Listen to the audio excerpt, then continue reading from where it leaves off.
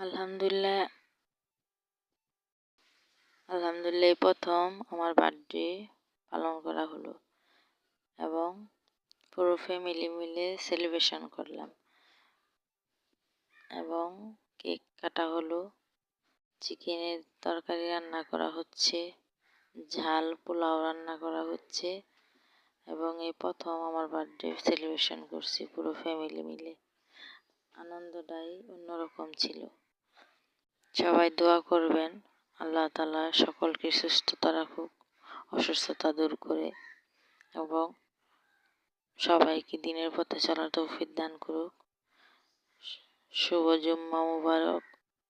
আমি চিকেনগুলো রান্না করছি, দারচিনি, এলাচ, আদা, রসুন সব একসাথে ব্লেন্ডার করে নিয়েছি এবং হলুদ, মরিচ, মুরগির মশলা, লবণ, জিরা গুঁড়া করে সব একসাথে বাটিতে দিয়ে পেস্ট ভেজে নিয়ে চিকেনটা রান্না করেছি। আমি এভাবে রান্না করি। আপনারা কে কীভাবে রান্না করেন অবশ্যই বলবেন। আমার এভাবে রান্না করতে খুবই সহজ হয় এবং তাড়াতাড়ি হয়। বাটিতে একসাথে মশলাগুলো নিয়ে রান্না করলে খুব সহজ হয়।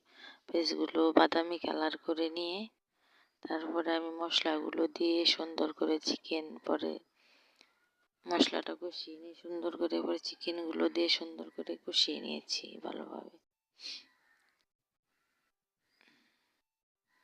তরকারিটা অসাধারণ হয়েছিল, সবাই খেয়ে খুবই মাশাআল্লাহ, সবাই খেয়ে খুবই ভালো বলেছে যে খাবারগুলো সত্যি অসাধারণ হয়েছিল। এবং ঝাল পোলাও রান্না করেছিলাম, আদা রসুন পেঁয়াজ সব কিছু দিয়ে, হলুদ মরিচের গুঁড়ো দিয়ে বড় পাতিলের ভিতরে রান্না করেছি সব কিছুই, যেহেতু পুরো ফ্যামিলি মিলে খাওয়া দাওয়া করবো তাই বড় পাতিলের ভিতরে রান্না করেছি। 4 কেজি মুরগি রান্না করেছি, 3 কেজি পোলাও রান্না করেছি এবং পুরো ফ্যামিলি মিলে একদম শেষ করে ফেলেছি খাওয়া দাওয়া করে। সবাই দোয়া করবেন। শুভ জুম্মা মুবারক জানিয়ে শেষ করছি। আসসালামু আলাইকুম।